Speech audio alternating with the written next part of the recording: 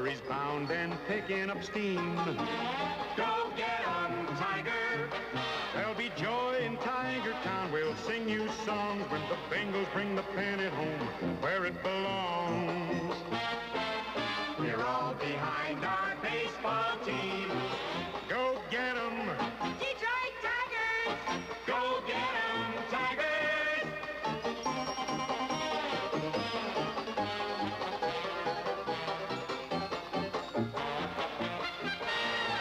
We're all behind our baseball team. Go get 'em, Detroit Tigers. Go get 'em, Tigers.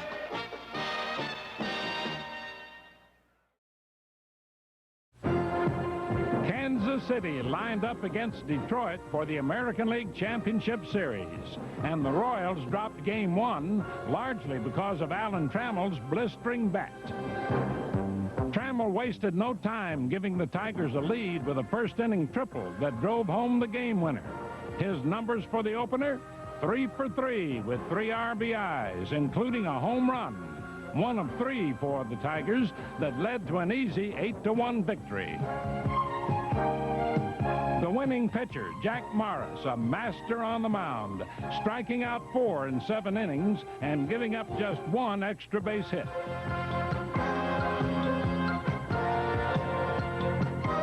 Kansas City skipper Dick Howser watched helplessly as counterpart Sparky Anderson called on reliever supreme Willie Hernandez to slam the door, and that he did with 2 perfect innings.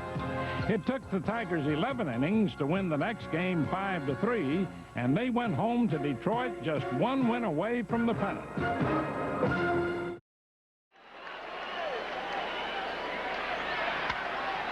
the gap toward right center field, racing back is Wilson, and it's over his head. At least 1 run will score as Evans comes around third, and he will score, and behind him comes Jones as the Tigers now lead by 2. Johnny Grubb ripping one to the gap for a double in right center. And the Tigers lead 5-3. And the pitch on the way is lined to right field, but right to Gibson. And the Tigers go home to Detroit, needing 1 win for the American League pennant, as the Tigers win it in 11 innings in Kansas City by a score of 5-3. From Tiger Stadium in Detroit, Michigan, it's the Kansas City Royals against the Detroit Tigers. The Tigers won the first 2. Johnny Grubb with the game-winning hit in game number 2. A double to deep right center at Royal Stadium, driving in 2 runs. Tigers 5-3. This time it was Aurelio Lopez who was brilliant in relief, succeeding Willie Hernandez. And another display of red-hot hitting by Kirk Gibson of the Tigers. Witness this home run to deep center field in spacious Royal Stadium.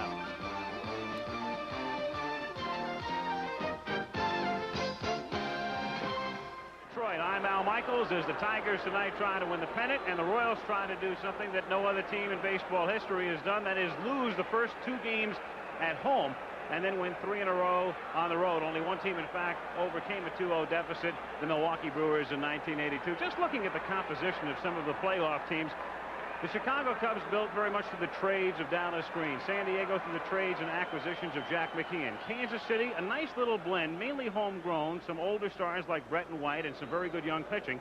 And then the Tigers, a curious blend too, trades and acquisitions, but basically the heart, the soul, the guts of this team, homegrown, and they all came up about the same time. Lance Parrish, Alan Trammell, and Lou Whitaker, in fact, each made their major league debuts within 3 days of each other. Kirk Gibson was a #1 pick. 2 top pitchers, Morris and Petrie, are homegrown Tigers. They went out in the offseason and acquired their first big-name free agent, Darrell Evans. And then the trade of the year, as far as the Tigers are concerned, and everybody in the American League, Willie Hernandez, the relief pitcher. Basically, the composition of the Tigers, a team a victory away from the pennant. Right now, let's join the PA announcer at Tiger Stadium, John Bell.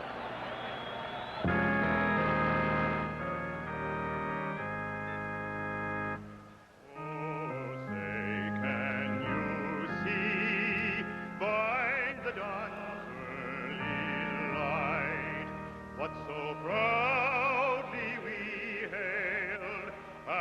twilight's last gleaming, whose broad stripes and bright stars through the perilous fight for the ramparts we watched were so gallantly streaming, and the rockets' red glare, the bombs bursting in air, gave proof through the night that our flag was still there. Oh, say does that star-spangled banner yet wave o'er the land of the free and the home of the brave?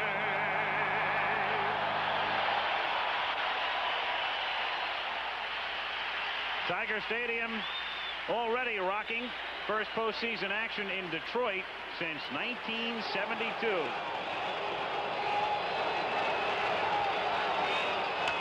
Wide center field. Hendrick going back. Oakland is the American League Championship team. The Tigers have taken the field after yesterday's off day. Neither team working out at Tiger Stadium. Howard mentioning temperature in the mid-50s and dropping in a hurry, and also breezy tonight in Detroit. No threat of rain, though, this evening. There is a threat of rain over the weekend. And if the series continues, we'll have a day game tomorrow and then another day game, if necessary, on Sunday. Rick Farrell. Attention, ladies and gentlemen. Throwing out the first ball. Direct your attention to the pitcher's mound, where recently inducted Hall of Fame member Rick Farrell will throw out the first pitch.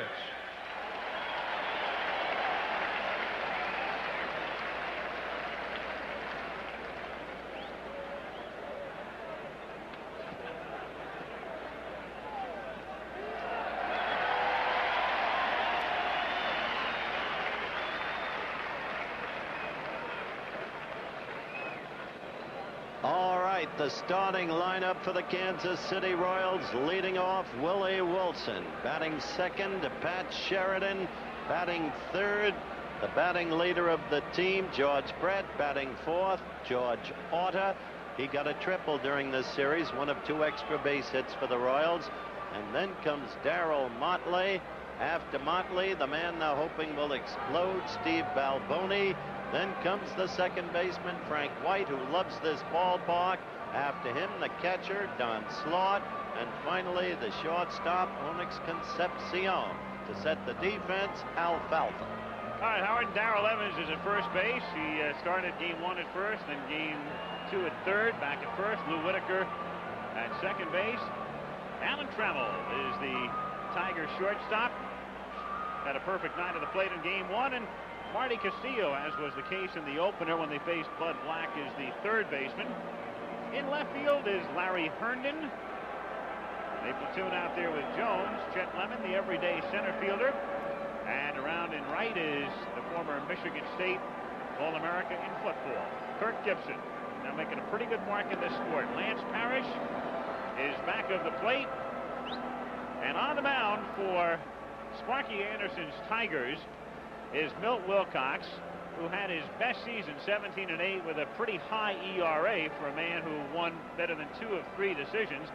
Sparky is hopeful that he sees a little bit of deja vu tonight. In 1970, when Wilcox was 21 years old, he won game 3 of the National League Championship Series for Sparky against Pittsburgh. Now, those 3 umpires, Deegan, Bible, and Crystal, worked the plate first and second in Kansas City. They have been brought to Detroit. And supplementing those will be 3 from the area here.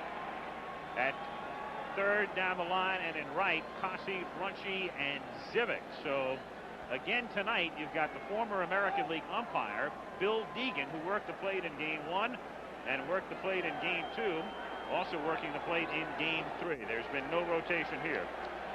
And it's worked so far because Deegan has been involved in very few. I wouldn't even call them altercations. There's been some griping. Willie Wilson hopped at the plate the other night when he was called down on strikes, but on balance, he's done a great job calling the balls and strikes. Here we go as Wilson starts things by fouling it away. I think the one thing we will have to note tonight, though, Al, is that Milt Wilcox has to get the low pitch, and so does Charlie Liebrandt, and Bill Deegan has had a very consistent strike zone, but it's been a high one. And that's the last thing a good sinker ball pitcher really needs to see. Well, Wilcox doesn't sink the ball. He's just a basic cut fastball, has a great forkball, and has a slow curveball, no slider. Has had some arm problems periodically during the season. Fouled away. He's had 3 cortisone shots. Well, and also he used DMSO, which is a drug you just kind of paint on your arm. It's supposed to take away inflammation. The dimensions of the ballpark before you. This is a home run heaven, except for dead center field, as you can see. A lot of room out there, Howard. Just low, 1 ball, 2 strikes, and an example perhaps there of a borderline pitch that might be a strike in the book of some umpires. Well, again, with that inside protector, and that's a kind of a borderline pitch, but it's the one, if you're a pitcher, you want. And of course, if you're a hitter, you want them to call it a ball. It makes it a little bit easier to hit. Wilcox ready, and the 2-2 pitch is grounded to short. It's Trammell over to first, and it's dug out by Evans to save Trammell. Well documented has been Trammell's shoulder ailment through the second half of the season. The fact he is not throwing as well. That was a pretty routine play. Normally, even with his problem, he will make that play without a problem, and that time Evans, though, was able to scoop out and throw in the dirt. If there's anything you can say about Alan Trammell, not only does he have an outstandingly strong arm, it's very accurate. Most of his throws, you can just put the glove right about belt high, and in this series, he's been all over the place for him. Sheridan fouling it away. Pat Sheridan last season started the year in the minors, came up in May, and his first major league hit was a home run off Milt Wilcox in the middle of May of '83. 1 ball, 1 strike the count. Milt Wilcox, 34 years old. Pitched for Sparky briefly in Cincinnati, and then he was traded to Cleveland, and then spent some time with the Cubs in '75, and then went back to the minors. Tigers picked him up in 1977, and he has been here since, and he has been right around 500 every year but this one. 2-1. He didn't get that one. No, in a high strike zone. It was too high. That bears out your point about Sheridan tiring that you made earlier in the series. Hit foul, and the count is 2 balls and 2 strikes. Well, 6'3", but only 175 pounds, and I think we'll see Pat go back to the dugout to get a new bat. No, I just think, and I talked to Lee May, he just thinks that as Sheridan gets a little bit older, he'll put a little bit more weight on, he'll be able to play that full 162 game schedule. Called strike 3 as he gets a fastball over the outside corner. So Sheridan went all the way back to get a new bat, and then it sits on his shoulder. And that ball's a good 4, maybe 3-4 inches outside. Again, if you're a pitcher, you want that pitch. If you're a hitter, you don't know now the rest of the game whether you're going to have to swing at a ball a little bit off the plate or a little bit high or a little bit low. It's one of the few pitches in the 3 games that Bill Deegan has umpired that he has given to the pitcher that hasn't been a strike as far as being an inside or outside. We saw that last night. If you were watching the Cub game, Gary Matthews called out on a pitch about 6 inches outside in the first inning. Here's Brett on a pitch that was just about off the plate by the same distance, and it was called a ball. 1-0. George Brett, 284 during the regular season. Wilcox with gyrations on the mound. The delivery, and then he'll always take that little hop at the end. And as you can see, he did not go all the way this year, pretty much by design. Sparky Anderson said you're going to work 6 or 7, and out you come. And he stuck to his word, did Sparky. 2-1. Do you feel that was outside? Yes, but at least he's being consistent. Maybe it caught. But it really does confuse Maybe me. it caught part of the plate and then tailed out. Where we are. Popped up. Shallow right. Here comes Gibson. And Wilcox has sent the Royals down in order in the top of the first inning. Game 3 after a half in Detroit. Kansas City nothing. And the Tigers coming up. Tigers leading off. Lou Whitaker steady going, followed by Alan Trammell, just a brilliant player and batsman. Batting third, the slugging Kirk Gibson, red hot. Batting fourth, Lance Parrish, the home run leader and RBI leader of the team. Batting fifth, Larry Herndon. And batting sixth, Barbaro Garbe, so useful as the DH and in other capacities. Batting next, Jet Lemon. Then comes Darrell Evans. And finally, there is Marty Castillo again to Al. And defensively, that's Steve Balboni at first base for Kansas City. Second baseman, Frank White. And his double play partner throughout the second half of the season, Onyx Concepcion. George Brett, still somewhat bothered by the hamstring pull at third. In the outfield, Darrell Motley is in left field. He's the fellow who spent last year in the Detroit farm system on loan. Willie Wilson in center. And Pat Sheridan in right field for Kansas City. Back at the plate is Don Slaught. And the pitcher is Charlie Liebrandt. Liebrandt made his major league debut with Cincinnati in 1979. That was the year after Anderson left there. And Charlie did get into the league championship series that year, facing one man against Pittsburgh. Pirates sweeping the series, but he's been up and down since. And then over to Kansas City in a trade. This year, Liebrandt started the season at Omaha, and he was 7-1 with a 1.24 ERA in AAA. So the Royals called him up in May. He was 11-7, and he, like Wilcox, did not complete a game this year. So Wilcox started 33. Liebrandt started 23. Between the two of them tonight, you've got 56 starts and no complete games. Lou Whitaker, Alan Trammell, and Kirk Gibson. In the bottom of the first inning, Tigers in each of the first 2 games have scored 2 runs in the first. And Whitaker gets him started, but hits it foul down the left field line. Just foul, 0-1. But enough to scare them. They've had enough of these quick starts of the Tigers. The Tigers have been doing that all year long. Getting the quick start, getting the leadoff batter on base. There have been 20 innings in this series. Detroit has had its leadoff man reach base 9 times. Has scored 11 runs in those innings. No balls and 2 strikes now on Whitaker. American League Rookie of the Year in 1978.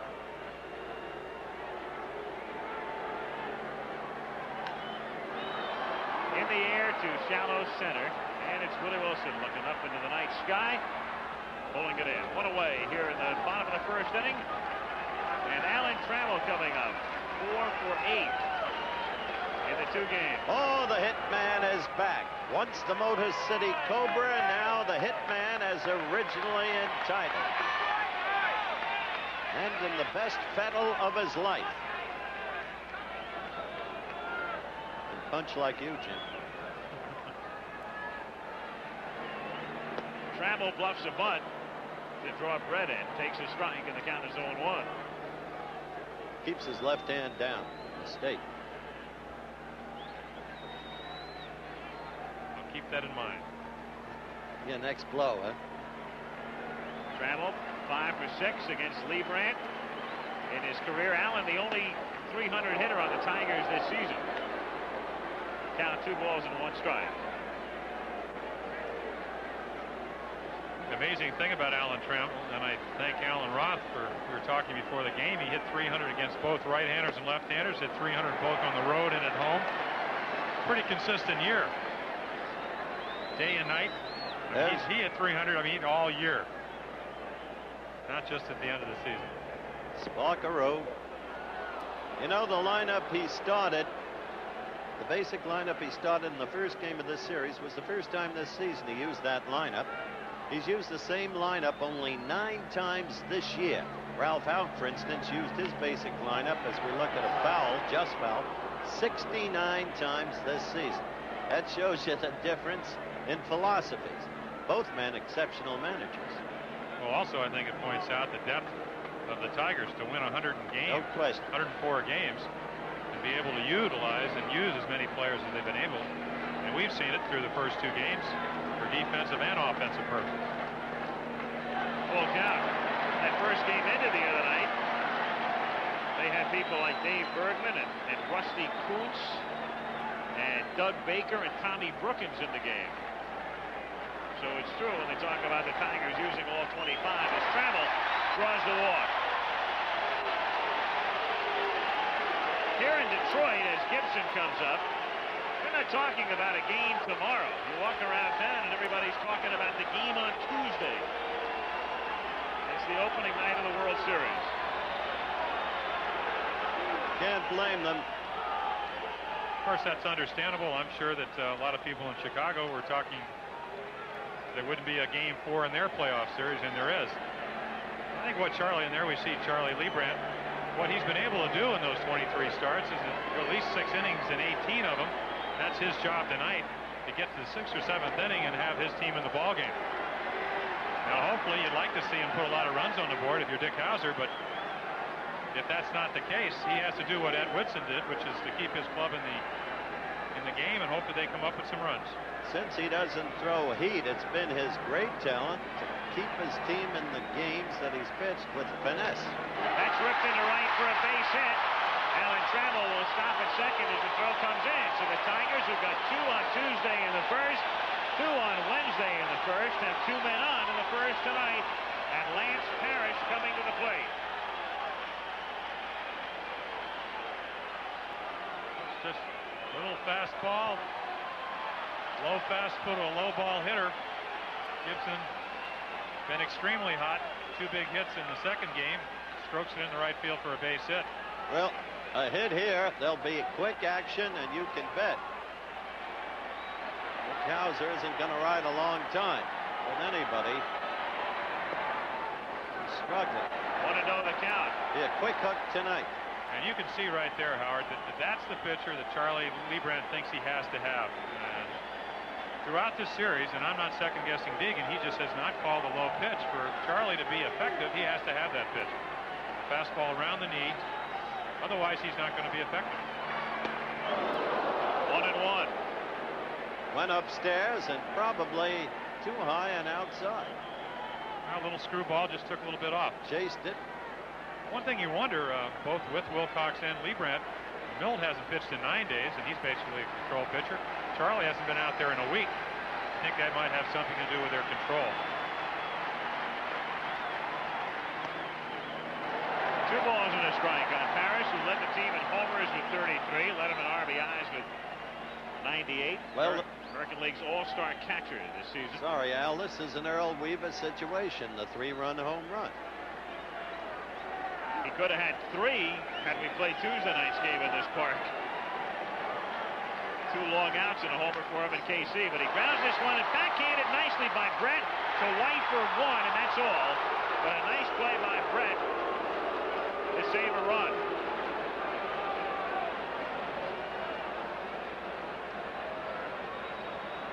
Overhead camera.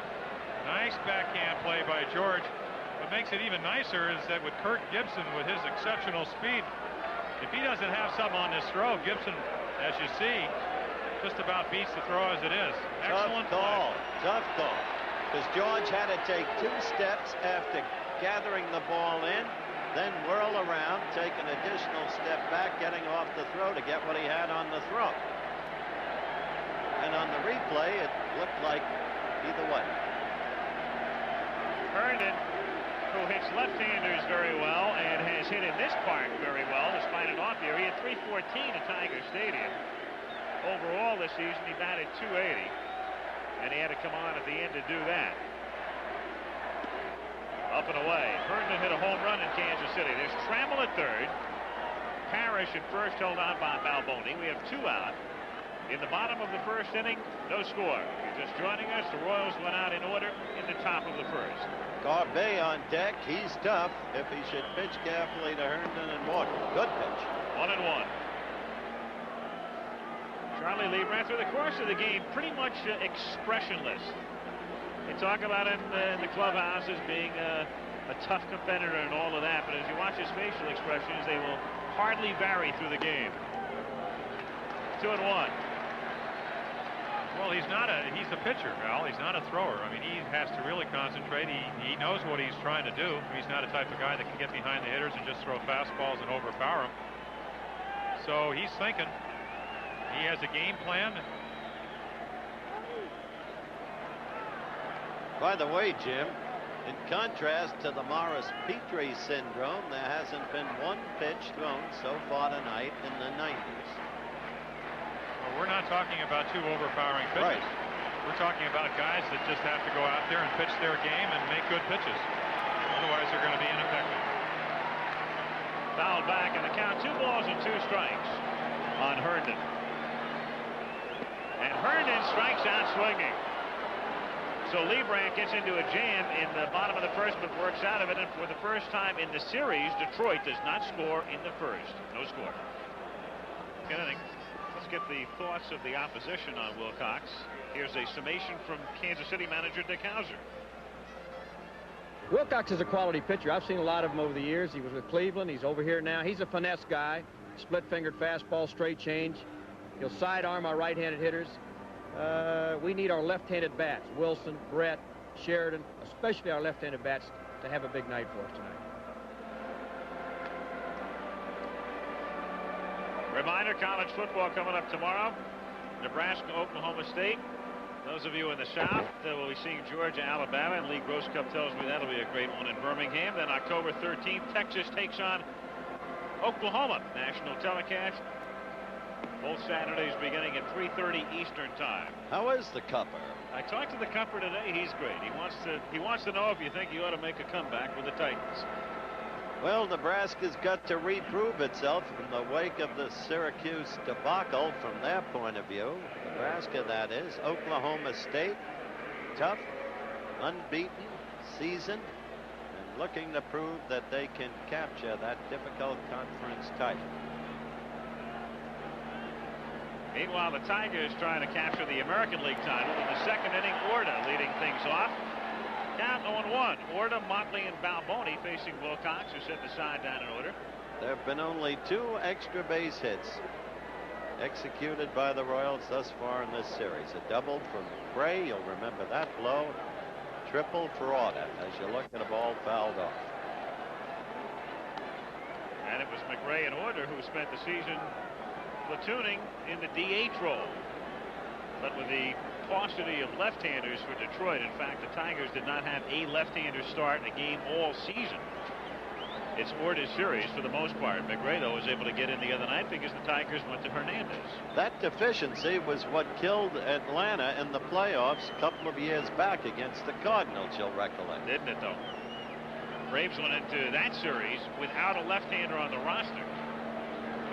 And they went out in 3. Orta, that sort of reflects what Kansas City did here. Remember, yeah, they love this ballpark. Royals won 5 out of 6 in this park. Counting the playoffs, Detroit won all 8 in Kansas City. Road field advantage. Well, they outscored them like 35-21 here, and the Tigers went into Royal Stadium and scored 40 runs, and Kansas City only scored 19. Almost averaged Kansas City did here in Tiger Stadium 6 runs a game. They're going to have to do that tonight. It would make it a lot easier to win.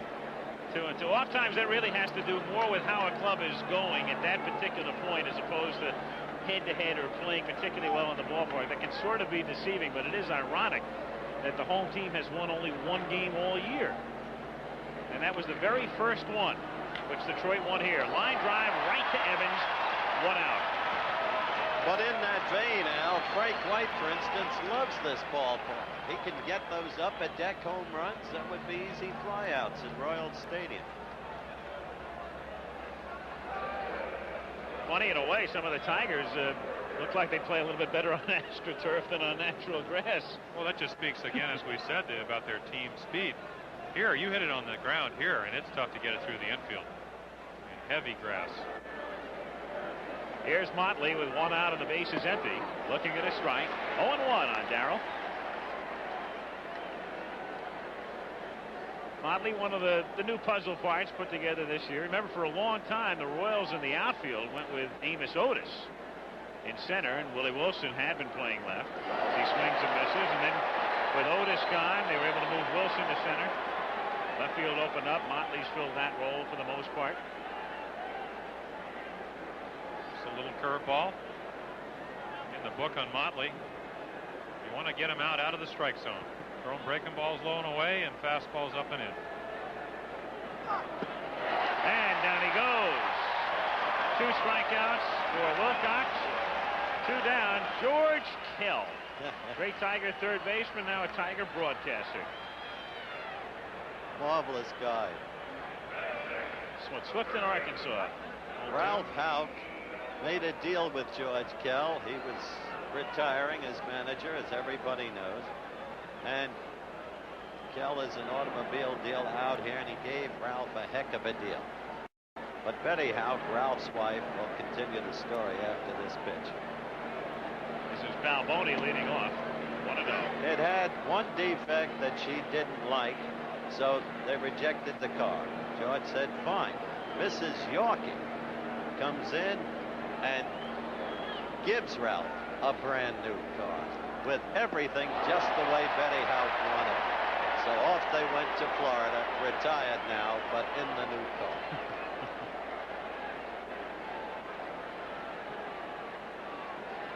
Excellent curveball there. What's nice, you can tell that maybe this is why Milt Wilcox won 17 games. He throws a fastball, he misses, and he comes back with about as good a curveball as you can throw. Good fastball in the count. 1 ball, 2 strikes. It looked like Balboni was looking for that curveball. A little bit late. Look at him after the All-Star game. I think what even makes that 8-6 record, he won his first 6 ball games. Right. So obviously after those first 6 wins, he struggled in the first half. Struggled in the middle of the season, came on pretty well at the end. 3-part year for him. And we were talking about Wilcox before, and if you go through his record, 13-12, 12-10, 13-11, 12-9, 12-10, 11-10. Every year right around the same figure, and then this year the beneficiary of some very good support, and he's been pitching a little bit better than he had in the past.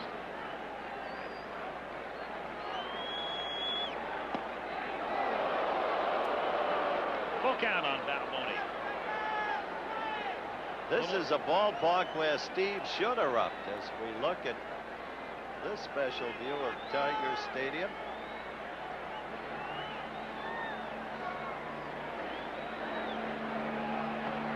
And up high, just missing with a breaking ball for ball 4. First Royal base runner as Balboni goes to first base with 2 down in the second inning. We'll see Frank White after you look at the pitch here. Now here's a guy who loves this ballpark, as I mentioned. You know, Al, you were going through the past records of Wilcox. There was a press conference at our hotel yesterday, and you were elsewhere occupied. Milt Wilcox was there, Dick Howser and Frank White. And Milt Wilcox was talking to the writers who were talking to him about the fact that this year he had won 17. I tell you, Jim Palmer, he sounded exactly like you when talking to them. He talked about the luck involved in pitching from year to year, which you've so often done. Isn't that true? Definitely. They averaged 6 runs a game when he pitched, which obviously makes it easier to pitch. Another thing, he was healthier this year. He pitched more. Maybe not in terms of complete games, but he was out there, even though he had the cortisone shots, used the DMSO. He got out on the mound, and he's made great pitches almost all year, except that little bit of time in the middle of the season now when he struggled. Can't win games if you're on the bench. No balls, 1 strike. I know about that. And 1-1 now on White. Why were you on the bench? It's not a bad character right there. Don't ignore you ignored that sign, Hart. You're up all night painting it. I mean, come on. 1-1 pitch. And the count is 1-2. Everybody knows from Monday Night Football that Roone Aldridge and his minions come in the day ahead of the day, and they spend all night painting the sign. That's what I've always read. I know. Now Wilcox has gone full, and that means Balboni will take off with the pitch. 3-2 and 2 down. Royals and Tigers are scoreless. Second inning. Off day for the National League today. They're back in action tomorrow night in San Diego, game 4. Royals have not yet led at any point in this series. White pops it in the air, shallow left. Trammell and Herndon are both calling, and finally it's Herndon. And the crowd's so noisy here, they were having trouble hearing each other. Herndon is rather soft-spoken anyway, so he had to get close to Trammell before Allen could hear him and move out of the way. So in the inning, they leave one. As Balboni is stranded, and Herndon just barely able to hold on, make the catch, and retire on the side. After 1.5, KC nothing, Detroit nothing. Thoughts of Liebrandt, of Dick Howser?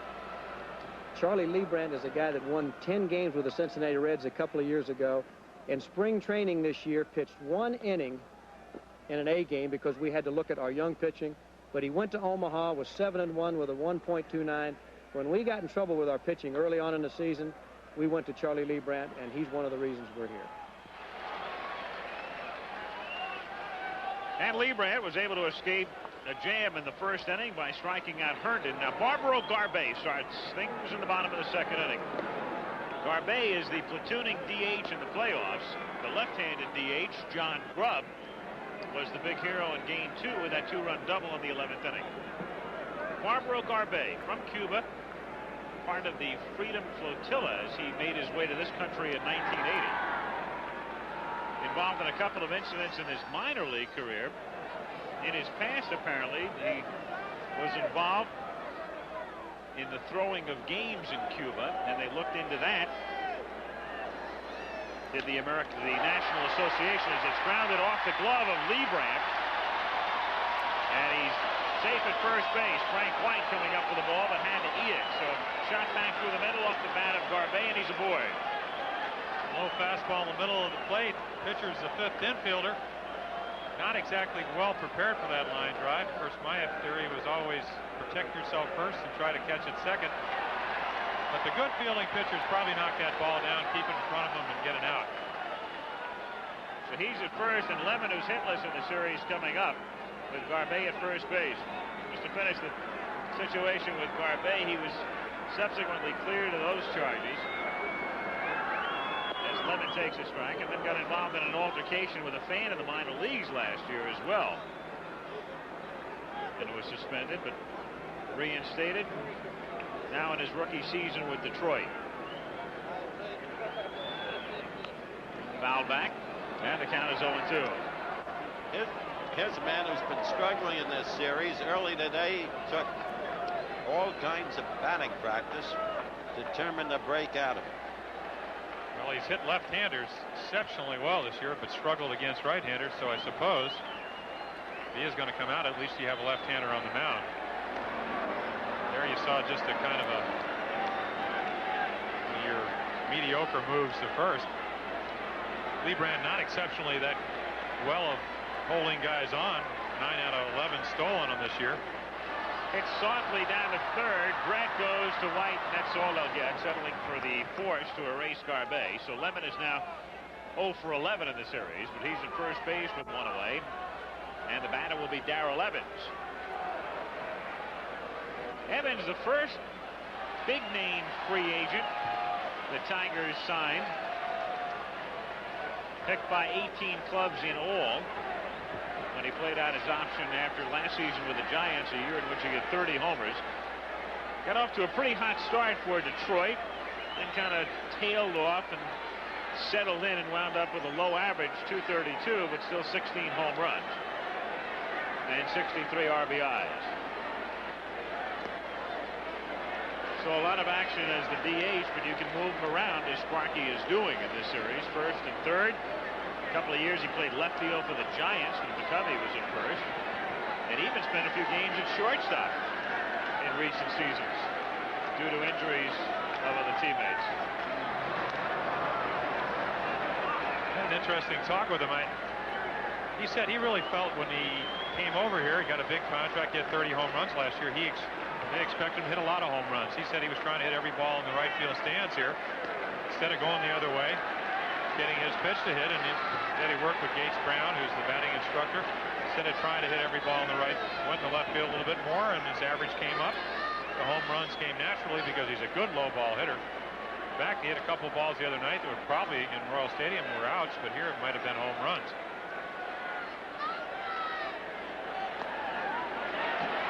3-0 the count. I think another thing you pointed out the other night, Al, he maybe didn't hit as many home runs, didn't hit for the average, but he does walk, doesn't swing at too many bad pitches. Exactly. Led the team in walks, in fact, to 75 this season. That's right. 3 times in his career, Evans has drawn more than 100 walks. That's the one thing that Earl Weaver always used to stress when he managed in Baltimore. When guys aren't hitting, you can't help the club by taking pitches and walking. But what seems to happen is that you press even more and you start swinging at bad pitches. He rips this one toward left center field for a base hit. Willie Wilson deep to cut it off. Evans with a wide turn holds with a single as Lemon goes to third. So again, the Tigers, as was the case in the first inning, are threatening. First and third and 1 out. Well, we talked about being patient. He's a low ball hitter. He just went the other way with it. Not a bad pitch, but not a real good pitch if the hitter is patient enough to take it the other way. You try to pull that ball, it's a double play. Who was the best low ball hitter you ever saw? You mean quality hitter? I mean, the best low ball hitter I ever saw was Joe Pepitone. Really? Every time I threw him a low fastball was a home run. That's pretty good low ball hitter. Reggie was a good low ball hitter. Still is. And a great low ball hitter was Stargell. Here's Castillo. Marty Castillo, who started only 14 games in the regular season at third, with the infield playing at double play depth. Funny thing about Sparky Anderson, he's always been sort of a hunch player in a way, and his hunch coming into this series with that revolving door at third would be that Castillo would be the guy against left-handers, even though he'd only started those 14 games. Marty had a couple of hits the other night. Not a whole lot of power, but kind of sprays the ball around. I think maybe one of the things he was thinking about, of course, Tom Brookins has played a utility role, had a pulled hamstring that bothered him off and on all September. I think he could count on Castillo where he couldn't count on Brookins. And as we pointed out the other night, his third baseman, according to Sparky anyway, of the future meaning next year, will be Howard Johnson. Good offensively, not very good defensively at this point. He gave us a very impressive pair of performances in some games we did early. Yes, remember? Oh yeah. Oh yeah. Home run power. That's grounded down to short. Concepcion to White and back to first, not in time. Ball really not hit that sharply. Concepcion waiting for it, and then by the time White was able to turn it over the hard-charging Evans, Lemon has scored to make it 1-0. Well, Liebrandt made the pitch he wanted, good sinker away. As you said, Al, not hit hard enough. You're going to see a great effort by White right here on the pivot. Pretty close play at first. You can call it yourself. Looked like he was safe by about a half a step. Good call. 1-0 here is Lou Whitaker outside. So the Tigers are in front again.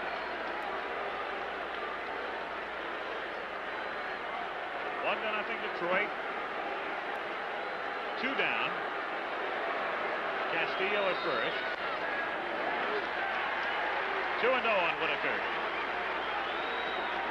I think here, if you're a veteran pitcher or you're an experienced pitcher, you look at Milt Wilcox, you're pitching against him. The last thing you want is a big inning. You look at his ERA, he knows he gives up 4 runs. What you want to do is keep your club in the game. You don't want to start walking guys and have that big inning. Same task that Saberhagen had, and he succeeded. He certainly did. He gave them a chance to win. They just did not take advantage of the opportunity. You see a graphic like that, you get some idea of Detroit in this ballpark.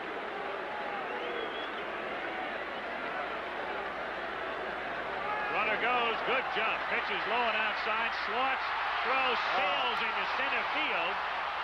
And Castillo goes to third. So Castillo running, but a great jump on Liebrandt. Castillo stole only one base in the regular season. Well, again, we talked about Sparky's ingenuity. He knows Liebrandt doesn't have a good move. He goes on his first move. Base is easily stolen. The throw is into the runner. Looked like it might even hit him in the back and into center field. Castillo gets up and is on his way to third base.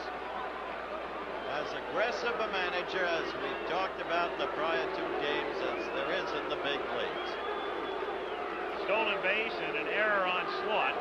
And the 3-1 pitch now is a breaking ball and a half swing, little tapper, trouble. Who's going to cover first? Liebrandt just does get there. Confusion as to who was going to come up with the ball and who was going to cover. But Liebrandt was able to rapidly move to the bag as Balboni shovels it to him. And in the inning, the Tigers settle for 1. Watch it again here. Excellent play by Charlie. He realizes he can't get to the ball. Balboni makes a nice shovel throw. Close, but he's out. Slot to lead off as we go to the third. 1-0. Slot, Concepcion, and Wilson. There's Jim's point about the low strike. That looked good. Well, I think if Wilcox had his druthers, he'd rather get the low strike than the high one because that's where he's most effective. Don Slot is the only Royal with 3 hits in the series. 3 for 8 at 264 during the regular season. I think that exemplifies a point is that those hits have been singles. And in Royal Stadium, basically, Kansas City doesn't have that kind of power. You talked about it the other day. You talked about they're trying to draft people. They don't want to go to grass there because their whole organization is based on speed, maybe not hitting the home run with the exception of Balboni or Brett. Here in Royal Stadium, a few more of their batters are home run threats, specifically a guy like Frank White. Tiger Stadium. Excuse me, you're right. Grounded to first. Evans backs up, overhands to Wilcox. 3-1 in the scorebook. 1 out in the third inning. You were here in 34 when they threw the debris at Medwick, weren't you, Al? Center field bleachers. There we see Evans. He knows he has plenty of time, so he chooses to take a step backwards. The basic play for the pitcher, something you do every day of spring training. Get over to first. Onyx Concepcion. Castillo is playing in on the grass at third. Strike. Look at the third baseman, Concepcion, type of guy who will lay one down if you're not honest at third. He hasn't had a good series, unfortunately, because Al called it right on the button. He was charged with an error that could have been called either way. Fly ball to center field, and it's Lemon getting his usual terrific jump and making it a very routine play. And that error, unfortunately, cost heavily. That led off the second game with a chopper hit by Whitaker in an inning in which the Tigers got 2.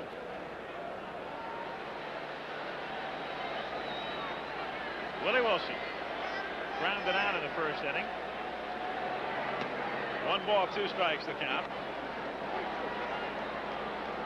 And Howard, you talked about leadoff men getting on.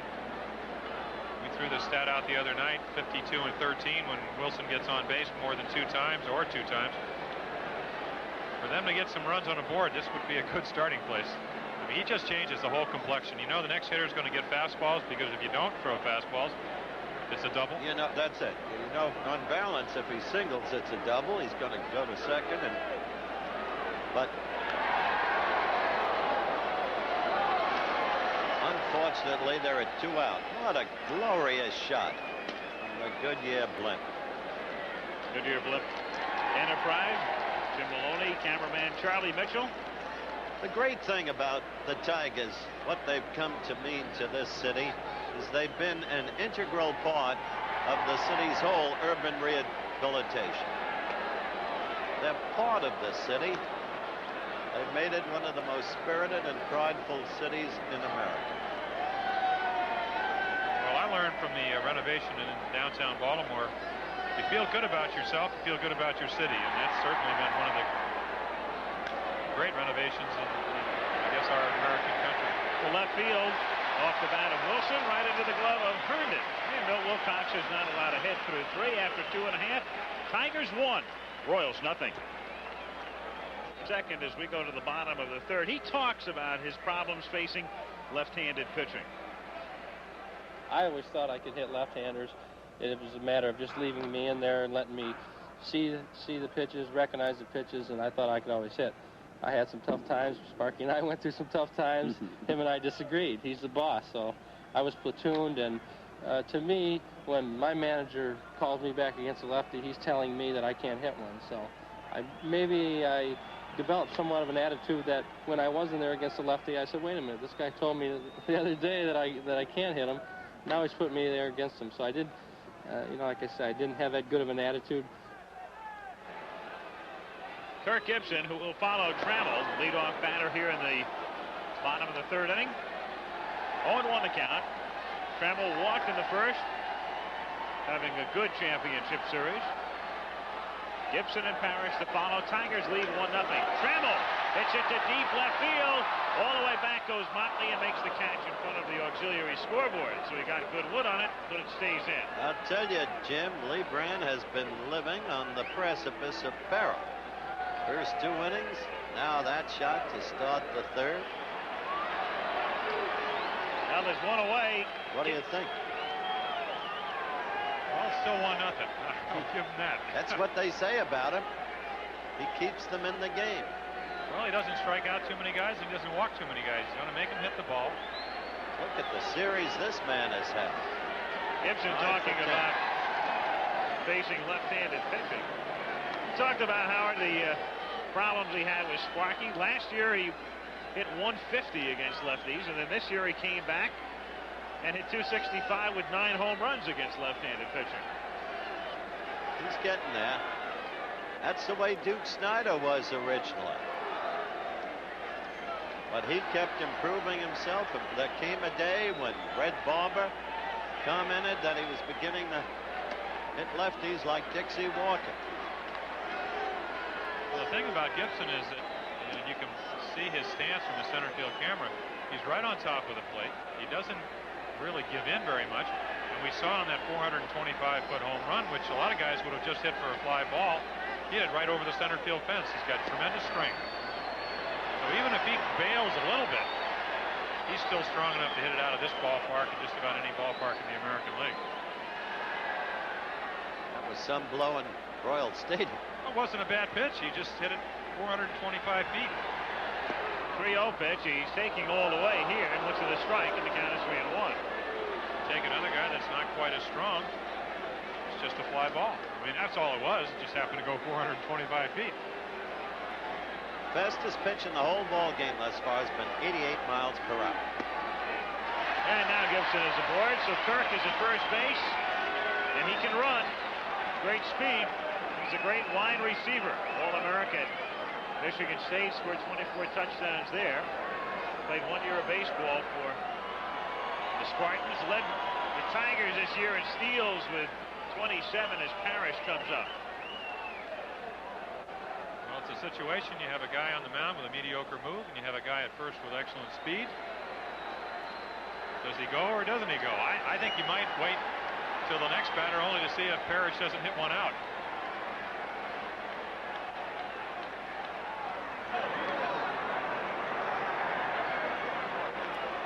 You wonder what this does to the pitcher? It just changes your rhythm. You got to get, if you know the guy's going to run, you better get rid of the ball a little bit quicker if you have any chance of throwing him out. So maybe you don't have the smoothness that you would have if nobody was on.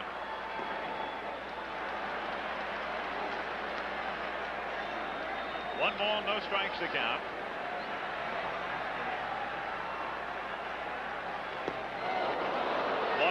like he turned it over a little bit. Yep.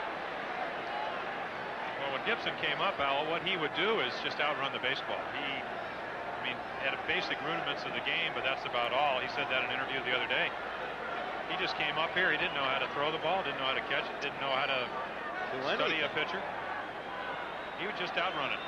Pure speed. That's when he talked about. There he goes. Swung on and missed, and the throw nearly hits him, goes into center. That looks like a replay of the last time Slot threw down to second. So it'll be a stolen base and another error charged to Slot. And Gibson is at third now with a count 1 ball and 2 strikes. He's going right on his windup. We talked about the pitcher getting rid of the ball quicker. The Slot knows he has to make a quick throw. And again, White can't get to it. Right into the runner. Man on third and 1 out. And Gibson really poured it on from second to third. Jordan was 10 steps toward home before Greek Grammar said get back here.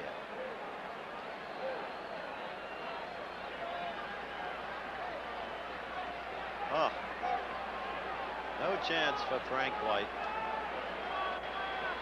Now a ball and 2 strikes, and in the infield, there's the alignment. Only Concepcion is deep. White plays at the edge of the grass at second. And the count is 2-2. This Detroit lineup keeps coming at you, don't they, Jim? There's no rest. Not too many holes. Just about everybody in the lineup can hit a home run. Like the old days when you had one after another in this lineup. Big strikeout. Oh, that's a biggie. 2 down. Now the infield goes back to normal depth with 2 out. And he's got Hearn at the face. Guys hanging in there. Did Willie Horton used to hurt you? Well, yeah, one time or the other he did. I mean, he'd come in here. First guy would be Dick McCullough, over 20 home runs. Mickey Stanley, K-line, followed by Horton, followed by Freehand, followed by Northrup. Don Wirt. He was your out guy. Yeah, and then Eddie Brinkman. Pretty good lineup. Herndon swinging and missing. And the batting coach of the present Tigers, Gage Brown, one of the great pinch hitters while I played. Not too many holes, just like this lineup. I mean, just think what would happen if the Tigers went out and got a third baseman in the free agent market. Even though they do talk about using Johnson next year. 1 ball, 1 strike. Give Liebrandt credit. That was some big strikeout. He continues to live dangerously, but they're in the ball game, and that's what matters. Excuse me, he already made the same pitch he made to Herndon the time before. Good blown away pitch. Little looper to the right side, but White will handle it, and Liebrandt again works out of a jam. No runs, no hits. Gibson left at third after 3. Tigers 1, Royals nothing. And he was hit by a fly ball in Anaheim. He talks about the incident. It was a ball in the sun. We were winning about 11-1, and I was determined to catch the baseball, and I was fighting with the sun. I flipped the glasses up and down, and eventually up trying to find the baseball. And when it came down, it hit me right on top of the head, and for a minute I thought I might have lost my eye. I was very fortunate. I was out for about 10 days. I had what was called vertigo, which is a chronic dizziness. Exactly. And when I came back, you know, naturally it took a little time to try to find my stroke. Scary. Have to be. That's something, you know, you see a lot of outfielders lose fly balls in the sun, but rarely do you see them get conked with it. What you have to wonder about here, Jim, you've seen it so many times. Tigers have had so many opportunities in just 3 innings, lost them. I won't say they squandered them. Give Liebrandt credit. When you blow opportunities, frequently comes back to haunt you. Well, it certainly can. They, as you said, have somewhat of an opportunity to put them away. Grounded to the right side. It's Evans fielding, shoveling to Wilcox, covering for the out. 1 away here in the 4th inning. Milt had to get over there swiftly, and he did. Second time they've made the play 3-1, 1 gone, and George Brett comes up, flying to right in the 1st inning. This might be the time to get that run back and maybe more. You got Brett, you got Order, you got Motley, Balboni.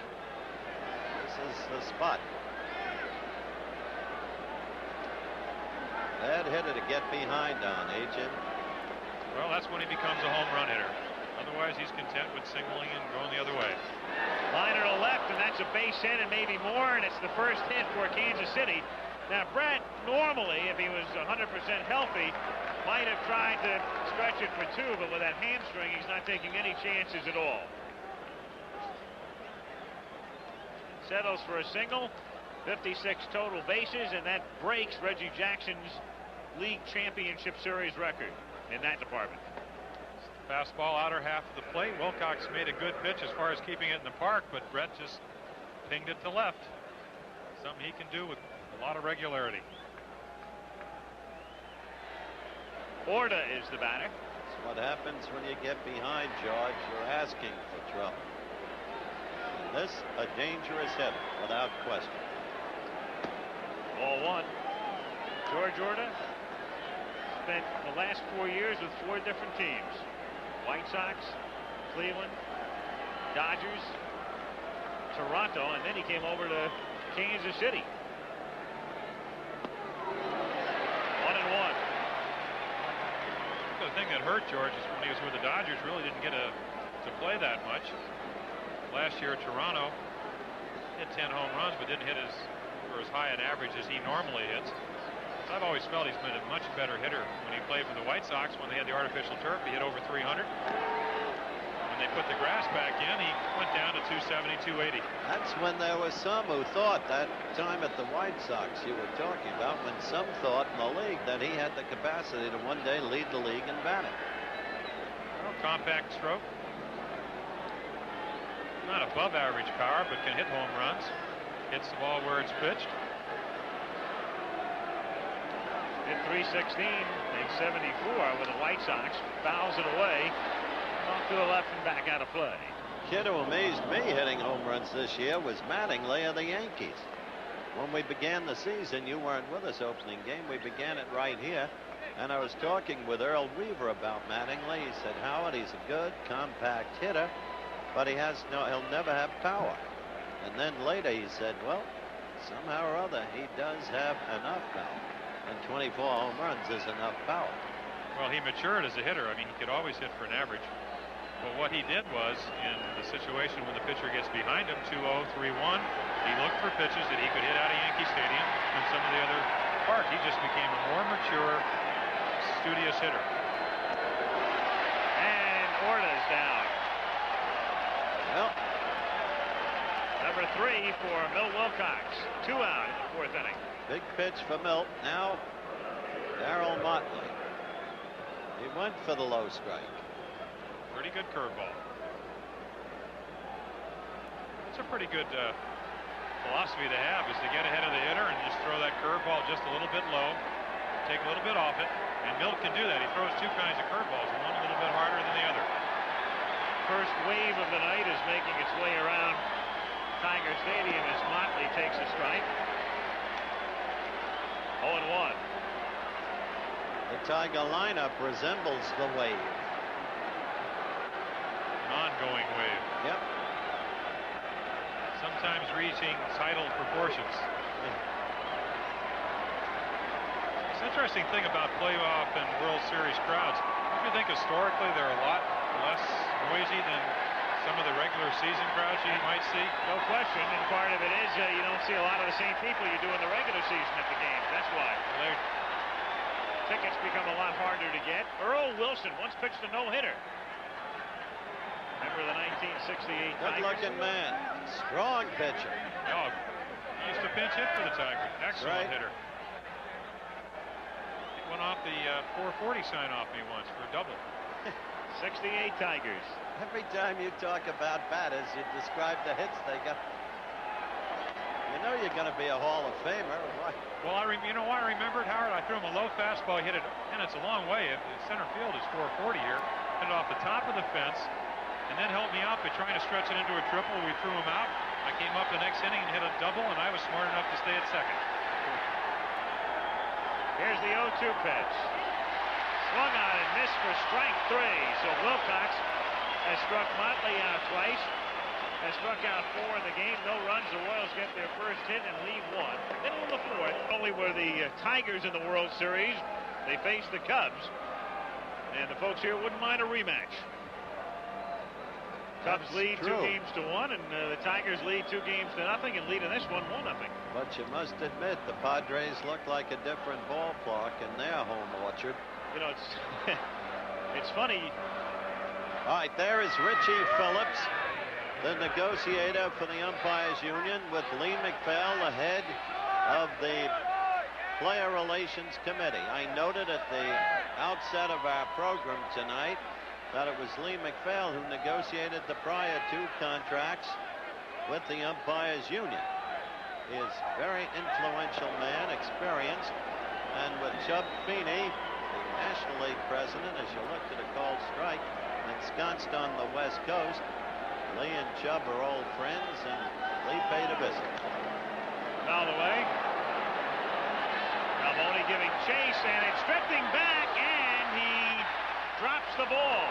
That one, when it left the bat, looks like it was drifting back into the seats. Balboni appeared to almost be giving up on it, but still had room, and Garbe is still alive. Well, Jim Palmer will tell you that the height of these stands normally prevents wind impact. Nothing like Wrigley Field conditions with the wind factor. But right there, it did affect it, didn't it, Jim? Well, the wind does swirl, and also, if you look at the gravel, you can lose your footing very easily here. It looked like Steve slipped a bit. Really let the ball go back over his head.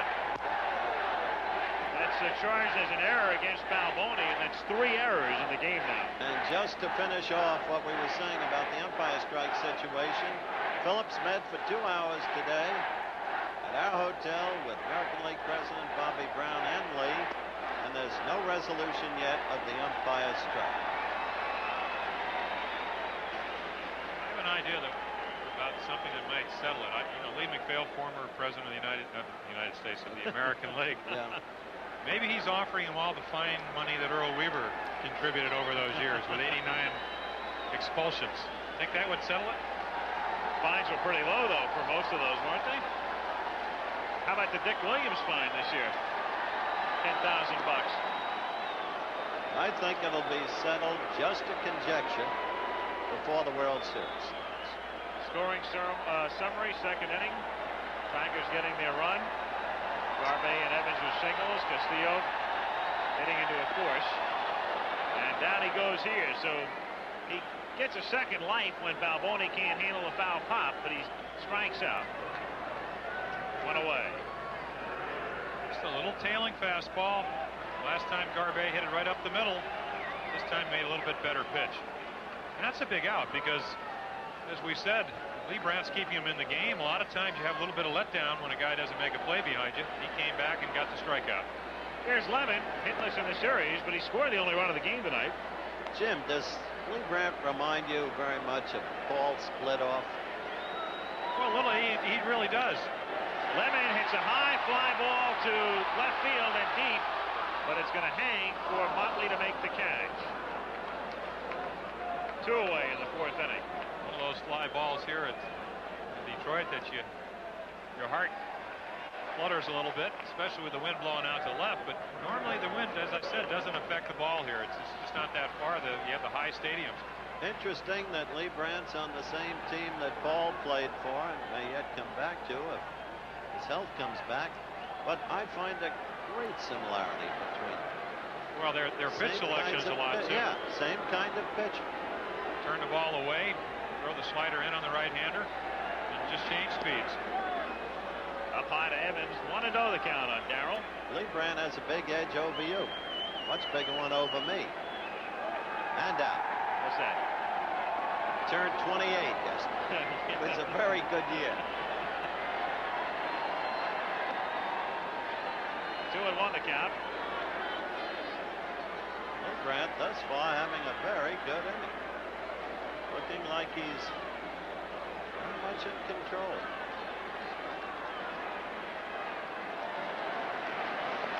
And Evans is on. So Darrell draws a walk. Third attitude did not hurt him. In no inning has he retired 3 men in a row. Castillo grounded into a force in the second inning, and that drove in the only run of the game. Well, Al, in this situation, when you know your team's not scoring, you sometimes are a little bit finer. You'll maybe gamble, walk a guy, especially a guy like Evans that has home run power, to pitch to a guy as a single hitter because you know you can't give up another run. And they send Evans, and Slott's throw again winds up in center field. He's having a terrible night, Slott. Evans got tangled up. Slott won't get an error this time, only because it's scored simply as a stolen base for Evans. So, again, Sparky Anderson's aggressiveness, the aggressive nature, he sends Evans on that very first pitch to try to get the man into scoring position. Well, you know what this indicates to me, Al? It indicates that Liebrandt does not have a good move. They have picked something up, and they're going on his first move because Darrell Evans does not have good speed, and they're really not running on Slott. They're running on the pitcher. I mean, he just doesn't have the move to keep them close at first base. Granting that, you're completely right. Nonetheless, Slott is throwing poorly. Well, keep in mind, Howard, he knows that his only chance of throwing the runner out is to really get the ball down there as quick as he can. You're right, he hasn't made very many good throws, but I think he's rushing them. Well, I think he would have had him out on this one with a good throw. No doubt about it. Evans is not a speed merchant, but Darrow did get a good jump on Liebrandt. He only stole 2 bases in the regular season. 1 ball, 2 strikes. George Anderson, 50 years old. Roger Craig in the background, his pitching coach, and Craig saying that he's 90% sure he's going to retire after the season. Roger saying that. I hope not. not. 10% from the middle of the season. He said he was 100% sure then. Well, he said it has everything to do with his family. He wants to watch his kids and his grandkids grow up and spend more time with them. I know that feeling. 1-2 pitch, just missing. And Anderson has put together a great group of coaches. Craig, a former manager. As you look at Evans at second. His top lieutenant, Alex Gramish, third base coach, former manager of Milwaukee. Crowd really has that wave going right now, creating that response. Sometimes you'll see from that angle that camera appears to be shaking, or it is shaking. It's not your set. Reason is the upper deck feels like an earthquake when all these people get up and down like that, shaking the camera position as the wave rolls by. It's still the University of Michigan at Ann Arbor that takes credit for starting the wave in this country. Now, the University of Washington takes credit, and also the Oakland A's and Crazy George are taking credit for it. So I don't know who gets the credit. Frankly, I agree with you. 2-2 pitch. Low.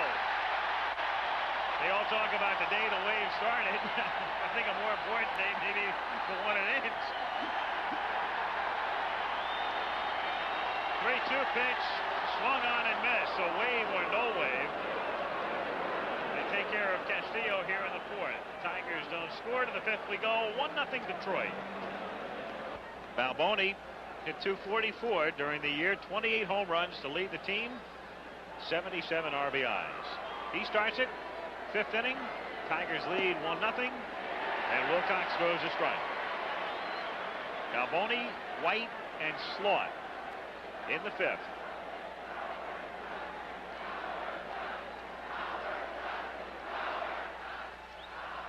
Oh, 1 pitch is a strike, and the count is 0-2. Wilcox has struck out 4, including Motley twice. And Balboni has struck out, so that is 3 successive strikeouts and 5 total for Milt Wilcox. We talked about the split-fingered fastball. Watch that ball go down there. One of his best pitches. In fact, the last 2 strikeouts have been on that pitch. The ball comes up looking like a fastball and just tumbles, and the bottom drops out. Tough pitch to handle. Frank White fly to left. White hit 3 home runs in this park this season, including a grand slam off Wilcox. 1-0 the count. Well, it's still early, but somebody's going to have to do something for Kansas City. They were silent in game 1. They were basically silent until the latter innings in game 2, and cashed in on some breaks to tie. So let's face it, we talked all along in this series about how the relief pitching for both teams are probably the most important assets they have, or at least one of the most important. We're pretty soon getting into Willie Hernandez time for the Tigers. Broken bat. Barrel the bat winds up near the third base coaching box, and that's Mike Ferraro who will retrieve it. What's inside that bat? They've never accused White of it, to my knowledge, of putting cork inside. Well, maybe that's how he hit 17, which is about 6 more than he's ever hit. Take a peek at it. It's a funny thing when you're pitching. Sometimes you throw. I had Tony Armas, who I think hit over 40 home runs this year, 36 last 43. year. 43. Hit a ball with hardly a swing, no sound, about 440 feet over the center field fence. And I went up to look at the bat, and Ricky Henderson was there, and he said, "Oh, he just got a new order of bats. Nothing wrong." I said, "No way." The ball. I mean, normally when a ball is hit well, you can hear the sound. When a bat is corked and they hit it, it just goes about 40 feet farther, but there's not as much noise. I always thought home runs were noisy. Maybe that's because the fans always cheered. 1-2. And White swings late and misses. And Milt Wilcox, not a strikeout pitcher, all of a sudden has rung up 4 in a row. As you suggested, our storyline at the beginning was relievers. Jim, what's happening? Still early, Howard. Yeah, that's true. They're hanging in there, I tell you. Well, he's making some great pitches. Another split-fingered fastball. I don't think he's trying to strike out the hitters. He's just making some great pitches, and they're not hitting them. And Liebrandt hangs tough.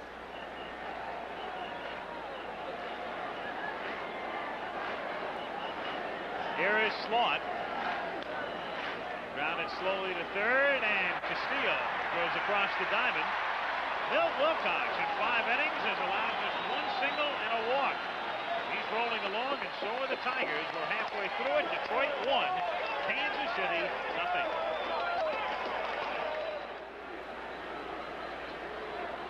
Bottom of the 5th inning here, as the top of the order comes up for the Tigers. Lou Whitaker takes a strike. Whitaker, Trammell, Gibson. Would you start somebody working in the bullpen next inning, Jim? Well, I might think so. I had talked to, usually the guy they would use in middle relief would be Joe Beckwith. Hurt his elbow earlier in the year and kind of favored that and sprained his shoulder. I'd give him a little bit extra time. You just can't let the game get out of hand at this point. But Liebrandt, Charlie's really pitching a fine game. He's doing exactly what Saberhagen was doing. Keep him in the game and hope that his team can come back. But so far, let's be honest, they haven't shown any indication that they can handle Wilcox at all. But 1 run isn't much. In the air to left field. Motley started back and then comes in to make the catch. 1 away. He flirted with that ball. Almost overran it. 0 for 3 is Whitaker tonight as he goes back to the dugout, and Alan Trammell climbs in. Walk, fly to left. 0 for 1. This is when you think back to those early inning missed opportunities by the Tigers. Again, give Liebrandt credit for that. Alan Trammell. Talk about Trammell and Whitaker and Parrish. There's your high strike zone right there. Trammell and Whitaker and Parrish coming up with the Tigers in late 77. Their rookie years were technically 78 when they were all officially rookies, but they were called up toward the end of the season. Trammell and Whitaker really inseparable. The two of them made their major league debut in the same game at Boston, September 9th, 1977. Whitaker had 3 hits. Came up through the minors together, their final year in the minor leagues. When you talk about good teams, you talk about strength up the middle. You got Parrish behind the plate, 2 Gold Glovers at second and short, and Whitaker and Trammell, and then Lemon in center. Squibb back to the mound, and Liebrandt throws to first for the out. Looking better and better. 2 down. Liebrandt still has not had a 1-2-3 inning. Tell you what, it's about cold enough now for Santa Claus. Started out in the mid-50s, and right now it may be in the low 50s, but with the wind whipping around, pretty chilly. Crowd was celebrating even before the game in a festive mood. Now they're growing a little bit rested. They want some runs. So do the Tigers, but there's the Goodyear blimp. Charlie Mitchell has left the crane. No acrophobia. 2-0 the count. That's about as much of an expression as you will ever see on the face of Liebrandt. Well, that half grimace. He's concerned. Gibson hit the ball very hard the first time. He walked him the next time, and he's gotten behind him both the last 2 times, and he can't afford that home run. Just took something off it, gets it in for a strike. 2-1. I really think that if you look at the kind of stuff he has probably a little bit more effective against right-handers because he has more pitches for him. In fact, over the course of the year, right-handers had more trouble with him than the left-handers, which is kind of unusual. Most left-handed pitchers, you think, would automatically be able to get left-handers out better, but he hasn't been able to do that. And he strikes Gibson out. So Liebrandt has his first 1-2-3 inning. He ends the 5th with his 5th strikeout. Looking better and better. And the Tigers continue to lead in the ball game in Game 3 as they try to wrap up the pennant. 1-0 Detroit. Back with more after this word from your local stations.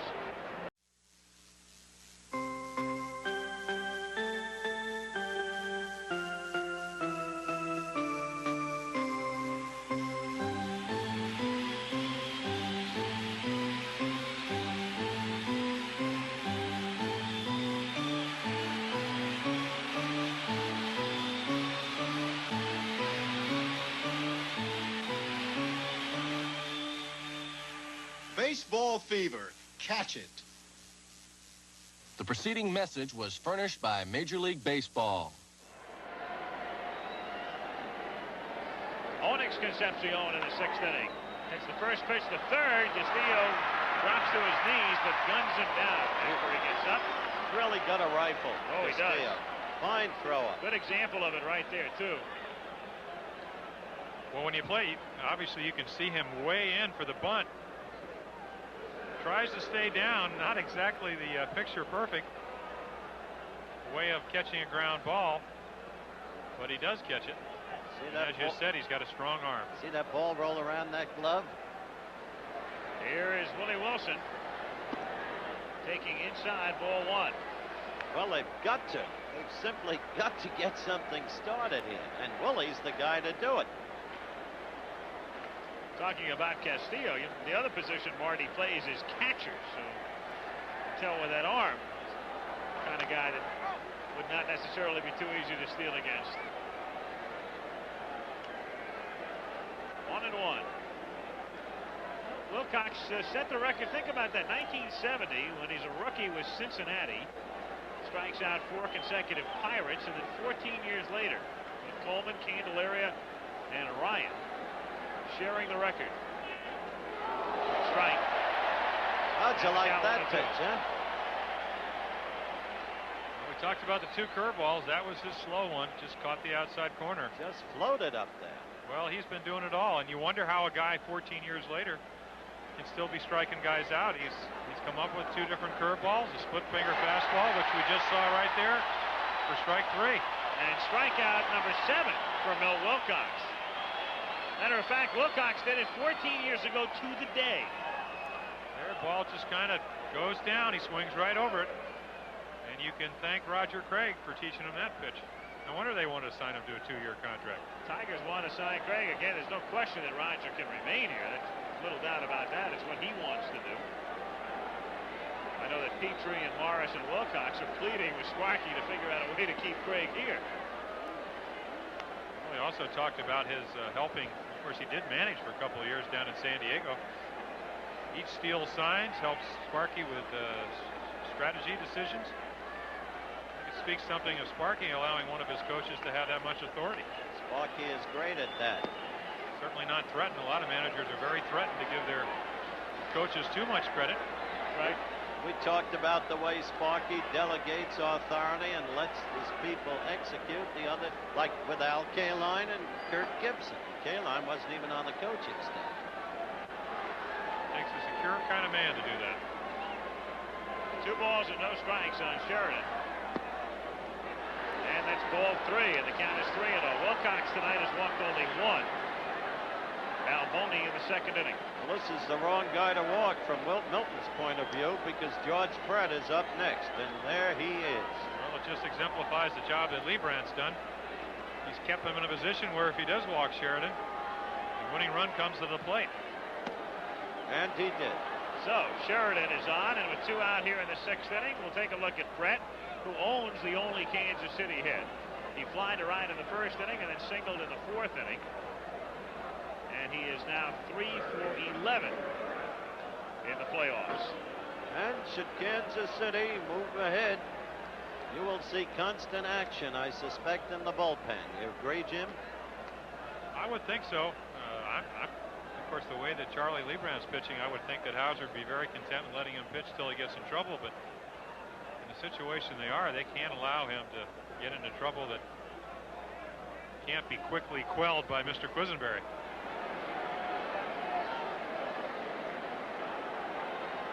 Tigers on top, 1-0. Only run of the game in the 2nd inning. Singles by Garbey and Evans, and a ground out by Castillo. A force play produced it. Brett gets under it and lifts it in the air to left center field. And Chet Lemon makes the catch. So that's that for KC in the 6th. And at the end of 5 1/2, the frustration announced for the Royals, 1-0 Tigers. Lance Parrish comes up in the bottom of the 6th inning, facing Liebrandt. Middle of the order, Herndon and Garbey to follow. 1-0 Detroit, trying to sweep the series. Actually, if I had known he said that, I would have tried to be a little more original, Howard. No, you had it, Peg. No, well, you would think that would figure. I mean, they might surprise us. Both go 9. Toward the middle, but Concepcion ranges to his left and bounces it, but Balboni digs it out. He is very good at picking up that ball in from the dirt. 1 away. Tigers trying to keep a trend going. The American League East been very successful in the playoffs in recent years. Another look at Balboni digging it out.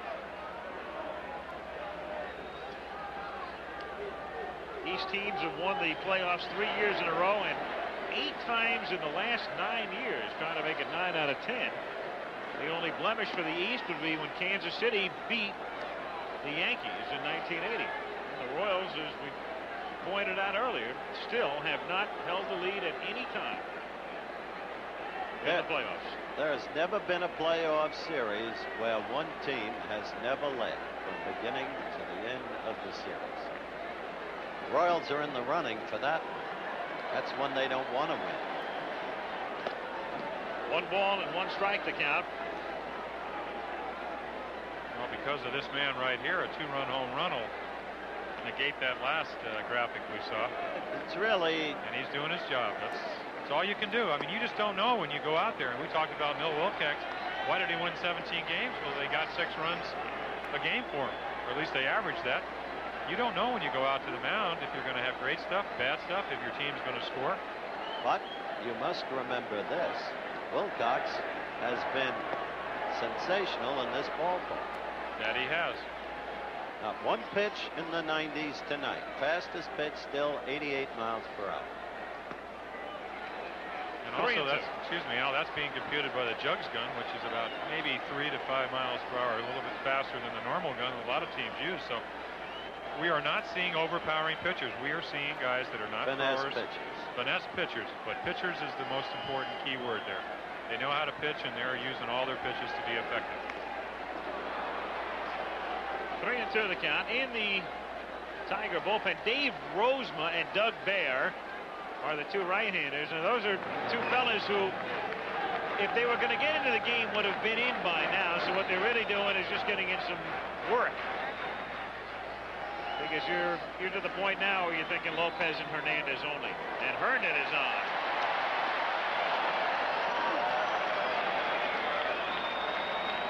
So Larry draws a walk with 1 out in the 6th inning. And Barbaro Garbe comes up, singled and struck out. And in the series, he's 3 for 8. Grounded to third. Brett to White. Back to first. They get him. It's a double play. So they get Garbe and get out of the inning. 5-4-3. So Liebrandt doing his job and very much keeping the Royals in the game. Another look here.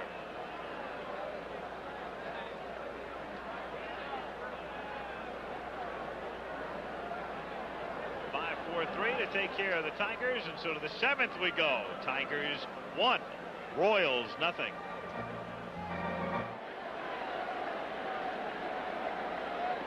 Here's Orta. Takes up high, ball 1. By the way, I said defensive coordinator because that's the way Parcells started. He still executes that role as head coach. You understand that? There was never a doubt. I don't want to let this evening get away. Since I mentioned Monday Night Football, I speak for Al and for Jim, our colleague. Let's just get through this pitch. George Orta leading off here in the 7th inning. 1 ball and 1 strike. It's a fly ball to left center field. Herndon comes in and makes the catch. 1 out. Now to what I was saying. Our colleague Frank Gifford has suffered a personal tragedy, a very deep one, the loss of his brother, heart trouble, and there's no way we can console him except to tell him how deeply we feel for him, for his mother, and for his family. So, buddy, hang tough the way you always have.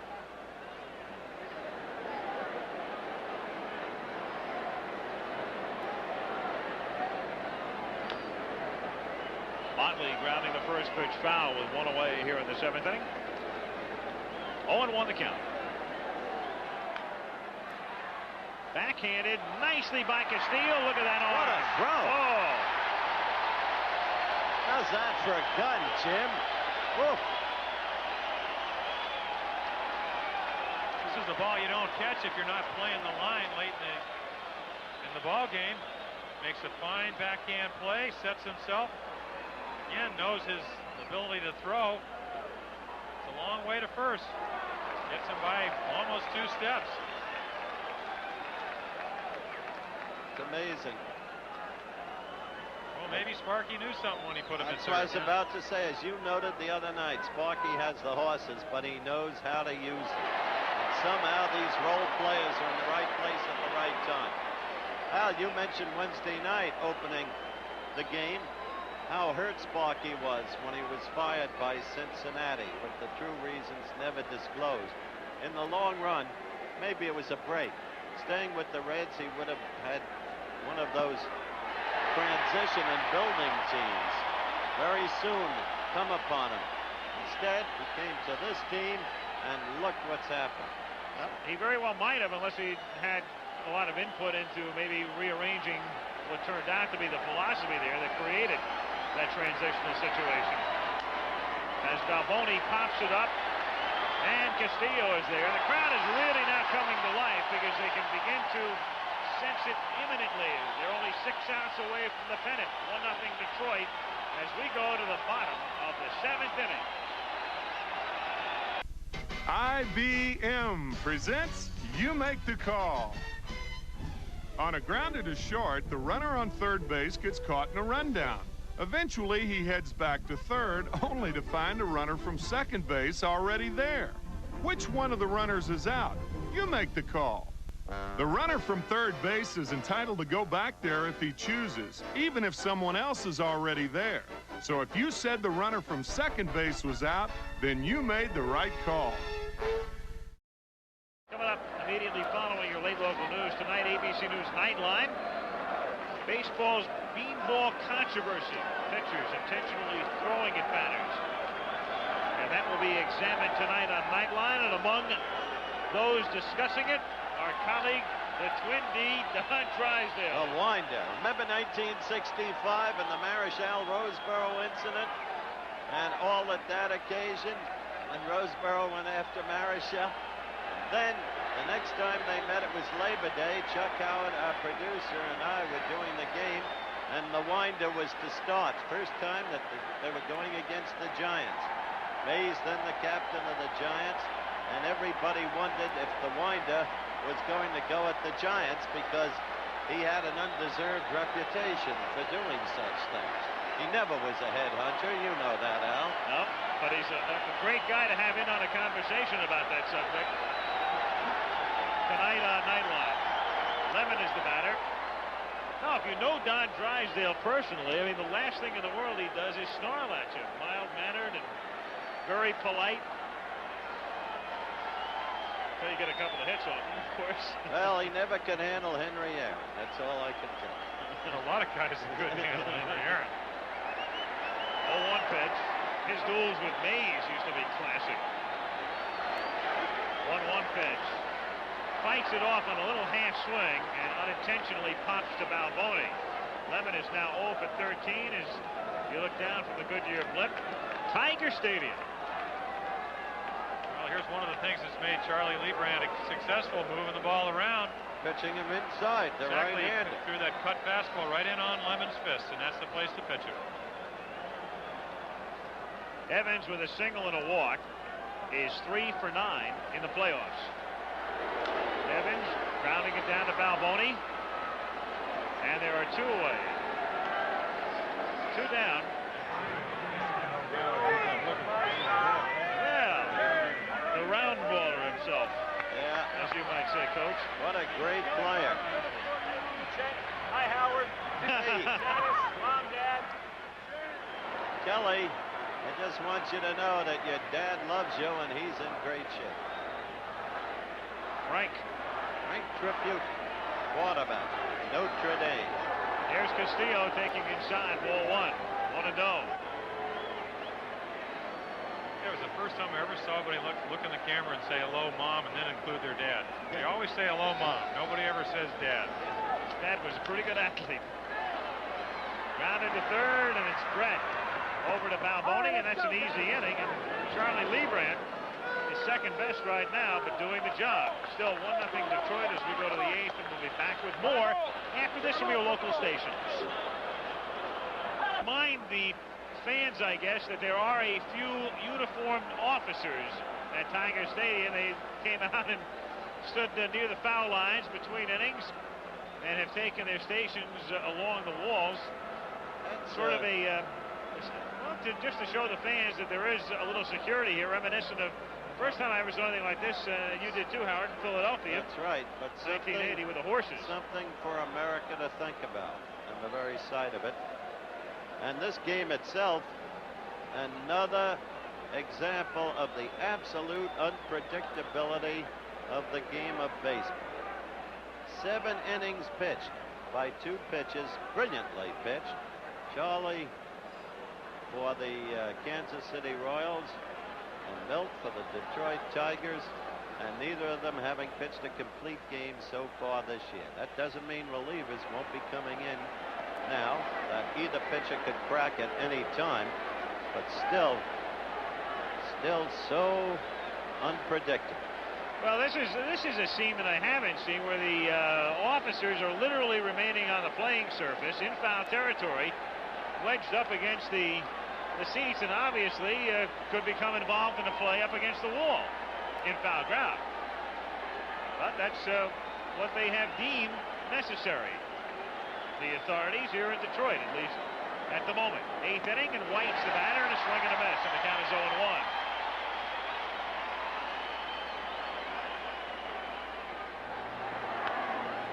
White was out in front of it and hooks it down the line and into foul ground. And you can see all the policemen scatter. Crowd is booing.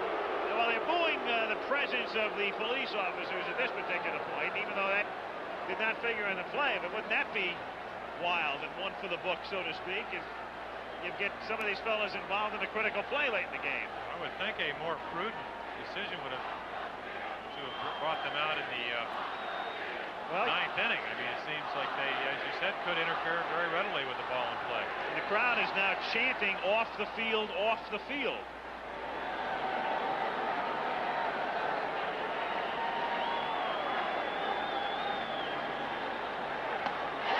White strikes out. Number 8 for Wilcox. That ties his record. Seasonal high for him. Ties his record as a big leaguer, I believe. Career record. No? What was it, Alan? 11. 11. What year was that? We've got the trusty Alan Roth here. Well, Howard, I talked to Lance Parrish about Wilcox, and he said he was pumped for this game. But he just threw that pitch right there as hard as he's thrown any pitch. Usually a pitch that Frank White can hit, threw it right by him. Don Slaught, soft fly ball to center, could drop, and does. Base hit. So the kind of break that Kansas City needs, a little soft fly ball that drops in. And they have a man on.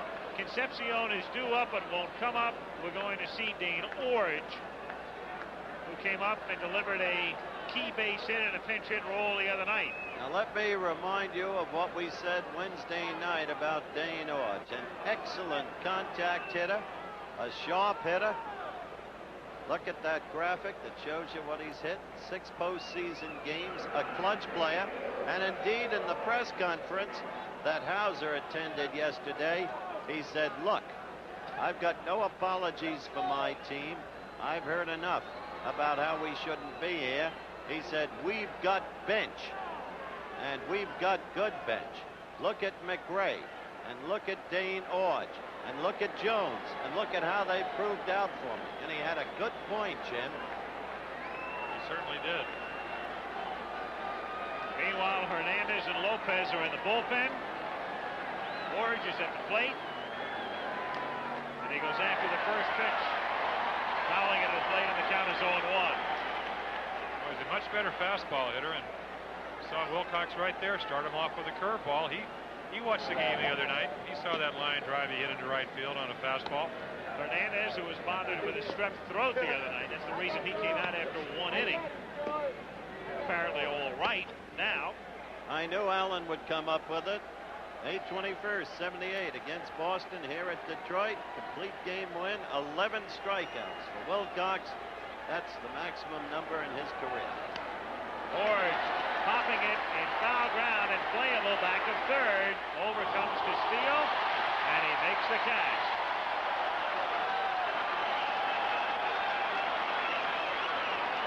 So 2 down in the 8th inning, and Willie Wilson coming up. Wilcox is another man who's overdue. Wilcox has allowed but 2 hits. One, remember, was that sharp line single to left, no question about it, by Brett with 1 out in the top of the 4th. The other, the Don Slaught blooper that you just saw with 1 out here in the 8th. Now they're at 2 out. Talking about overdue, in just about 28 innings, they've only scored 3 runs. Actually 4 runs. Thus far, they have not had a man reach second base tonight. Wilson fouls it away. Royals going into that sort of hitting funk, Jim, that's reminiscent of the division series in the strike season 1981, when you had the split season and they wound up playing Oakland in the playoffs and couldn't buy a run. Got swept. Well, it's no mystery to me. I mean, when you talk about facing Morris and Petrie, 2 pretty good pitchers, and if you look at Wilcox, 17-8 on the year, even though that 4 earned run average is a little bit misleading because he's pitched a lot better the last couple months. So who's to say it's a slump?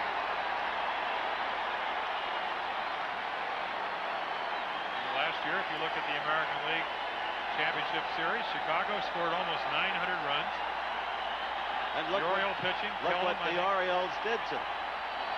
In the meantime, in fact, they were so good I didn't even get a chance to pitch. It's still only a 1-run ball game. Crowd is, well, I still think that Sparky's thinking about who do you want to pitch the 9th inning, or Wilcox get in trouble. Wilcox or Hernandez or Lopez.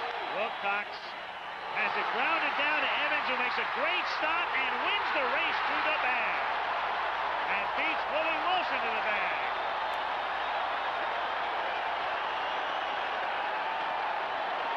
And he's the toughest man in the league to beat to the bag on a play like that. But the play typifies look at Willie. He can't believe it yet. And the play typifies that group of men, the Tigers of 1984. Doesn't matter who it is. Role players, Jim Palmer said. They've all been that, including Darrell Evans, the free agent they got from the Giants. Close play. Whoa! But from that angle, I'm sorry, I can't tell. Can you, Jim? Is the base covered the runner's foot?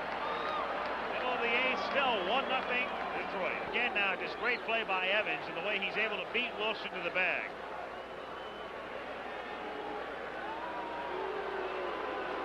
What a stab. Stretching all the way outward. Now from this angle, he wins the race. See what I mean? Yeah. The bag was covering Willie's foot from the other angle. Absolutely correct call by the umpire. Meanwhile, Whitaker to start things in the bottom of the eighth inning, and the count is 0-1. Whitaker, Trammell, and Gibson. When the Royals come up at the top of the ninth, Sheridan, Brett, and Order, they're 2, 3, and 4 hitters. 1 ball, 1 strike to count. That's Buddy Biancalana, who has taken over at shortstop since Forge batted for Concepcion. 3 outs away from a pennant. Meanwhile, Willie Hernandez has just made his way into the Tiger dugout with his jacket on after warming up, which would be the tip-off that they're going to use Hernandez in the ninth inning. And the tip-off that this time he's ready. Sparky flatly said after the Wednesday night game, you'll remember, Jim, look, I shouldn't have put Willie in there. I know he had the flu. I know he had, in effect, the strep throat, and he wasn't ready. So I'm to blame, not Hernandez. 1 ball, 2 strikes to count. Again, the policeman rimming Tiger Stadium in foul territory. Lining up, facing the crowd between innings again, as if the crowd needed a reminder of their presence at this particular point. 2-2 the count. And Whitaker strikes out, so Liebrandt gets him. Again, Quisenberry, he'd probably come in if anybody gets on, because it's very obvious you cannot afford to give up a run in this inning. Another great lone away slider. It's no disgrace to pitch this kind of game against the Tigers. Sure isn't. He has pitched an absolutely brilliant game. Personally, he can feel very proud, no matter how it turns out. Well, unfortunately for the Royals, if it turns out 1-0, they got great pitching performances from Saberhagen and Liebrandt. That's right. It will turn out for naught. To center and right to Wilson. That's the second out. Trammell gone, Gibson coming up. So he has handled Trammell all night as he has handled Whitaker. And just a compelling performance. Gibson is 1 for 2. Struck out his last turn at bat. You see it there in the graphic. And probably the favorite for the MVP since he participated in all 3 games. Yet Wilcox, in the clutch game against such a pitching opponent as Liebrandt has proved to be, deserves consideration too, if the Tigers win. Again, the only run of the game tonight. Second inning, Garbe singled. Lemon hit into a force, so Chet was at first when Evans singled. Lemon went to third, then Castillo hit. The ground ball to short. Not hard enough for the Royals to turn the double play. They'll go back and remember it was a pretty close play at first base. There was no question about it, but it was close. The run scored, and that's the only run of the game. Liebrandt knocks it down, picks it up, and throws him out. And so Charlie Liebrandt pitches 8 beautiful innings at Tiger Stadium. But as he comes off, he trails 1-0, and we'll be back after this message and a word from your local stations. September the 17th, 23 long years of waiting were over. A hopeful crowd of 46,000 was on hand to see the Tigers do it again, coming from behind. The big one was to carry the special brand of Mayo's magic. At the last minute, Mayo calmly replaced the ailing Earl Wilson and gave Joe Sparma a chance to win the big game. Sparma was up to the challenge. He was working on a brilliant 1-0 shutout when the Yankees combined 2 singles to tie the score in the ninth. These come-from-behind guys did it again. Kaline walked. Freehand grounded the single to left.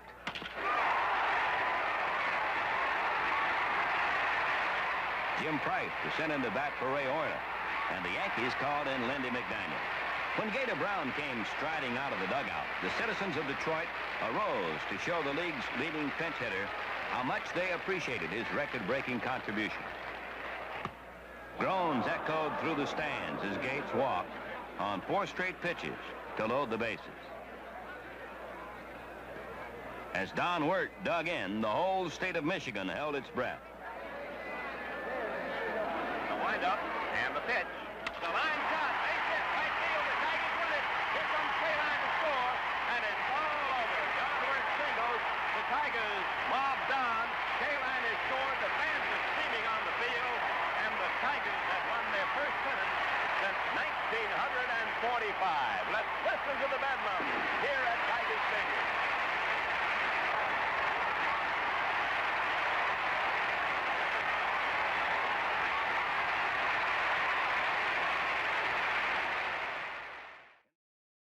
Look at the only run of the game. Runners at first and third. 1 out. Infield double play depth. Marty Castillo is the batter. Ball not sharply hit. Concepcion shovels to White. He turns it over. And Castillo, no question, beats it, but on a close play at first base, the run scored, and that is it. 9th inning. 2 hits in the game for Kansas City. 3 for Detroit, and Willie Hernandez, the man they've gone to all season, comes out of the bullpen to try to get the final 3 outs and give Detroit its first pennant in 16 years. But again, as Wilcox not getting a complete game, I'd go with Hernandez. Sparky's doing the right thing. Lynn Jones to lead off, pinch hitting one toward the gap in left center, but it's Lemon racing over, and he flags down everything. 1 away as Jones goes after the pitch, and George Brett is the batter. But who's to say Wilcox couldn't have done it all alone? Sure he wanted to,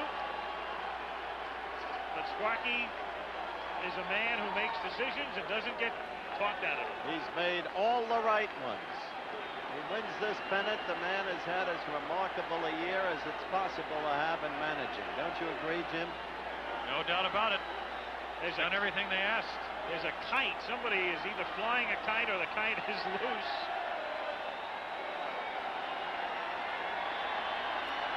So that's the reason for time. Some of the crowd starting to sing the Sha Na Na goodbye song. Sparky looking for his 11th consecutive postseason win, which will would break eclipse Joe McCarthy's record. Mark. And the pitch is low, ball 1 to George Brett. 1-0. Orta would be due up next, but Hal McRae has a bat, and McRae will come up to pinch hit. Brett hits it sharply to Evans. He'll do it himself, and the Tigers are 1 out away. And now the crowd is not to be quieted. They stand as one. Look at them.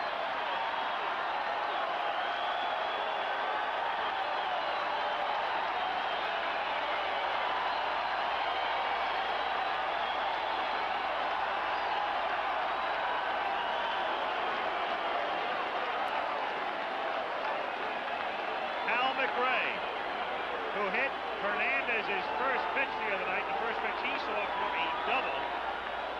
The drive and a run will stand in.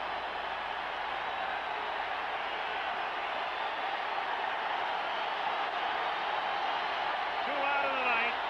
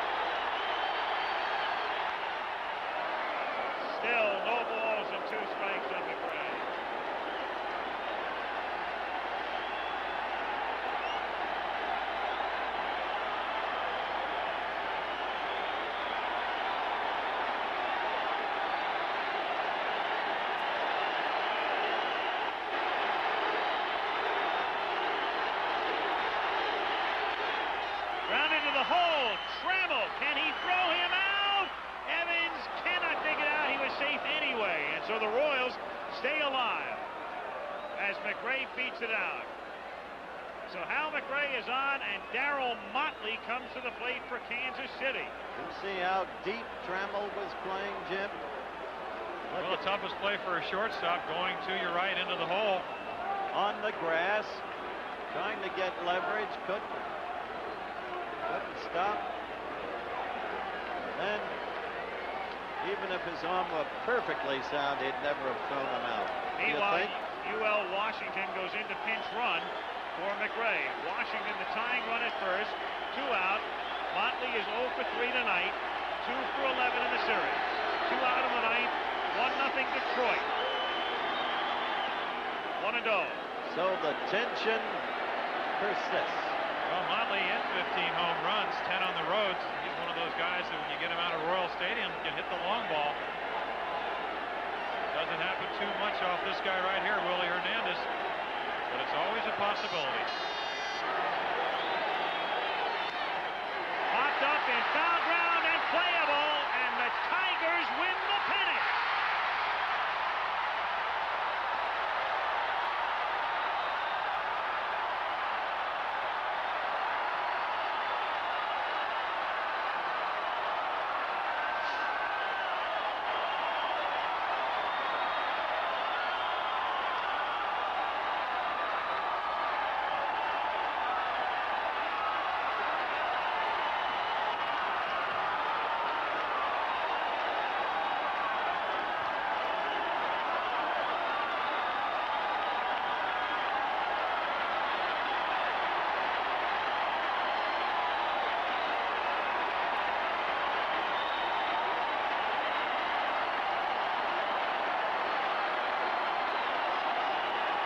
First time in 16 years, the Detroit Tigers are the American League champions. They do it convincingly.